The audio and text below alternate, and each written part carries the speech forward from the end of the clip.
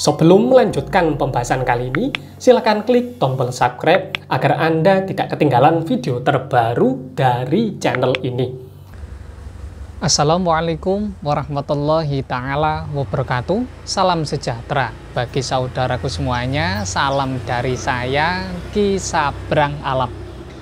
Di kesempatan kali ini kita akan kembali lagi ngaji ngatur jiwa. Bagaimana tata caranya untuk mengatur hati dan pikirannya agar bisa nyawiji menyatu dengan Sang Hyang Sejati, Gusti Allah Subhanahu wa Ta'ala. Di kesempatan kali ini kita akan kembali ngaji, tapi ngajinya di tingkatan yang menurut saya cukup tinggi. Mengapa hal ini saya kok kebetulan mengajarkan ilmu ini? Karena ngapunten nih, di luaran sana ada yang menyalahartikan berkenaan dengan masalah ilmu hakikat. Mereka mengatakan bahwasanya saya ini sudah menjalankan ilmu makrifat hingga mencapai hakikat. Ingat, makrifat dan hakikat merupakan sesuatu yang sudah terjadi dalam kehidupan spiritual seseorang, bukan sesuatu yang masih dipelajari. Jika Anda masih mempelajari dan masih mengira-ngira, ini bukan ilmu hakikat. Maka dari hal tersebut, di kesempatan kali ini saya akan membahas mengenai hakikat orang jelek yang sebenarnya.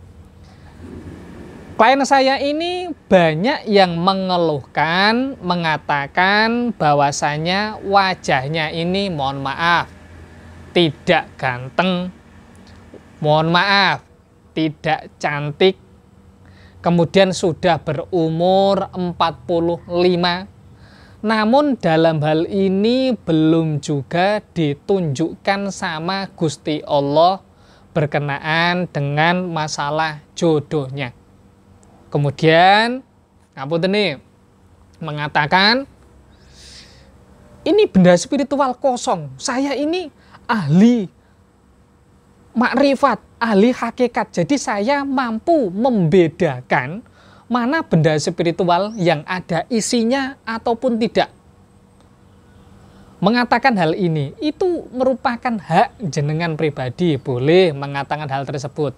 Namun yang kurang saya suka mengatakan bahwasanya saya ini mempelajari ilmu makrifat, ilmu hakikat. Ini yang saya kurang seneng dan perlu saya luruskan. Yang pertama, jenengan tolong tonton, mohon maaf terbalik. Jenengan tolong tonton live streaming saya berkenaan dengan masalah pembacaan kitab Manaqib Jawahirul Ma'ani. Itu saya baca mulai dari awal hingga akhir. Dan hal tersebut dengan izin Gusti Allah saya lakukan setiap hari. Mengapa saya perlu repot-repot melakukan tirakatan semacam ini? Kemudian jenengan tonton video saya yang tirakatan di daerah Syekh Syadzali. Mengapa saya harus repot-repot melakukan hal tersebut? Jika benda spiritual yang saya miliki ini kosong, jenengan perlu paham, untuk merasakan akan energi spiritual itu dibutuhkan ilmu waskito. Jadi tidak ada kaitannya dengan masalah makrifat dan juga hakikat. Kemudian ini perlu saya jelaskan. Ketika seseorang mengatakan bahwasanya saya mempelajari ilmu makrifat, ilmu hakikat, orang yang mempelajari ilmu makrifat, mereka ini tidak boleh membantah dan juga dalam hal ini tidak boleh menekan Gusti Allah. Jadi Gusti Allah itu ditekan, saya harus mendapatkan pasangan yang cantik, saya harus mendapatkan pasangan yang ganteng. Kalau ada orang yang mengatakan mempelajari makrifat, kemudian masih menekan Gusti Allah, mengharuskan Gusti Allah mengabulkan hajatnya, ini bukan bagian dari makrifat. Orang yang belajar makrifat, hatinya itu bisa sumela sama Gusti Allah, menerima dan juga tidak akan membantah jika jodohnya jelek. Ini bagian dari ilmu makrifat. Karena saya pribadi, ketika saya belum menikah, kemudian saya menghaturkan hajat saya sama guru-guru mulia. Saya mentawasulkan hajat-hajat saya sama Syekh Maloyo. Ketika saya bertemu dengan salah satu guru spiritual saya mengatakan, Mas Ferry, bisa jadi jodoh Anda ini orangnya jelek, orangnya merongos giginya, kemudian hidungnya ini pesek.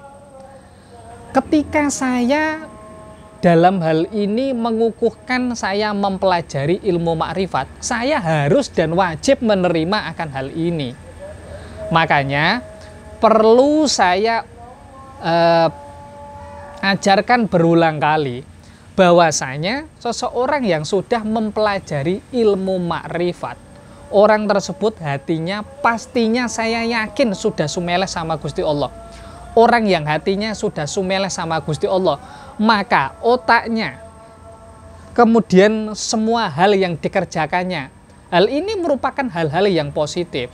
Kemudian perlu dipahami, orang yang menjalankan makrifat, orangnya ini berkenan menggerakkan kakinya untuk melakukan usaha. Jangan berdalih bahwasanya tingkatan keilmuan Anda ini sudah cukup tinggi, menggapai ilmu makrifat, menggapai ilmu hakikat, hingga mengatakan bahwasanya saya ini tidak perlu melakukan usaha lahiriah. Jika Anda memiliki pemahaman hal ini, pemahaman seperti ini merupakan pemahaman yang salah kaprah. Di kitab manapun, kitab-kitab hikmah manapun, tidak ada yang mengajarkan hal semacam ini. Makanya cermati lebih mendalam ketika mempelajari keilmuan spiritual. Kurang lebihnya saya mohon maaf. Wassalamualaikum warahmatullahi taala wabarakatuh. Salam sejahtera bagi saudaraku semuanya. Salam dari saya, Ki Sabrang Alam.